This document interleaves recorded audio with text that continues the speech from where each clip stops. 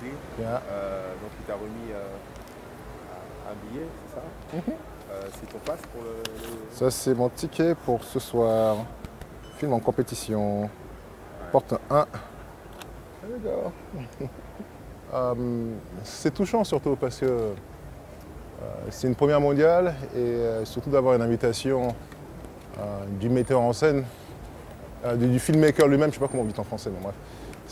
Non, c'est juste touchant, c'est vraiment sympathique parce qu'il y a autre chose à faire que penser à mettre un ticket de côté ou autre. Mais, donc c'est... je ne sais même pas comment le décrire, qu'en penser. Et tout ce que ça fait, ça inspire pour demain, quoi, pour aider pas aider, mais pour aussi inspirer d'autres personnes. Et je ne pense pas qu'on ait besoin forcément de devenir une célébrité ou quelqu'un de connu pour pouvoir changer un peu les dynamiques dans la vie de tous les jours, quoi.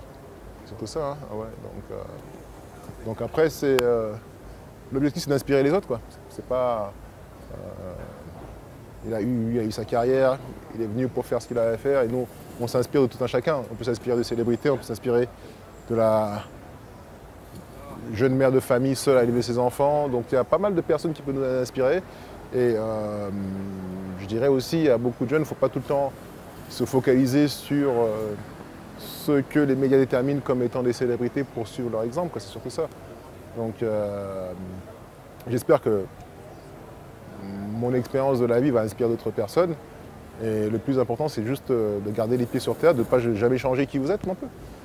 Donc, pour toi, c'est quoi là, les jours qui...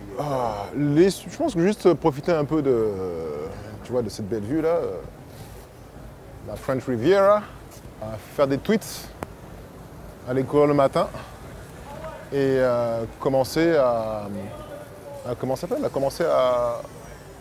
préparer d'autres rêves, quoi, parce que j'ai l'impression d'avoir vécu tous mes rêves aujourd'hui. Et il faut passer à autre chose. Donc on va pas passer à autre chose, faire complètement quelque chose de différent. Peut-être écrire, parce que j'adore écrire en fait. Je m'en suis même pas rendu compte. Et écrire, peut-être écrire des romans ou écrire des scénarios de films, ça encore, je suis pas très bon derrière la caméra non plus. Quoique j'ai une petite expérience quand même, mais travailler dur et surtout vivre ses passions, quoi. Parce que moi j'estime qu'on vit pour vivre. Et je me dis toujours que ça c'est un message que je vais passer à ma fille, c'est que, à ma fille aînée, parce que pour le moment j'en ai qu'une, que si demain ma vie devait s'arrêter, en fait, je sais déjà ce que je vais mettre sur mon cercueil, ça veut dire que je suis mort en vivant, quoi. Ce qui veut dire que j'ai vraiment vécu ma vie, fait tous les voyages que j'ai voulu faire, avoir toutes les expériences que j'ai voulu avoir. Et j'ai 43 ans aujourd'hui, c'est que le début. J'ai encore l'impression que j'ai encore tas de choses à faire. Et il ne faut pas se limiter. Faut pas se limiter. Et c'est ce que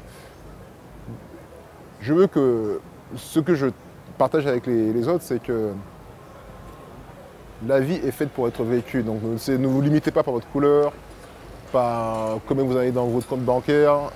Et faites ce que vous aimez, c'est tout. C'est pas difficile en fait. Et on n'est pas obligé de tout le temps suivre les voies traditionnelles ou conventionnelles qui nous ont été imposées par la société. Donc des fois, il faut préparer sa propre voie, il faut déterminer ses propres normes et avancer en fonction de ces normes-là. Donc si tu veux faire du cinéma, fais du cinéma. Si tu veux écrire, écris. Si tu veux faire du sport, fais du sport. Le tout, c'est qu'il faut que tu meurs en ayant fait tout ce que tu as à faire dans ta vie, quoi.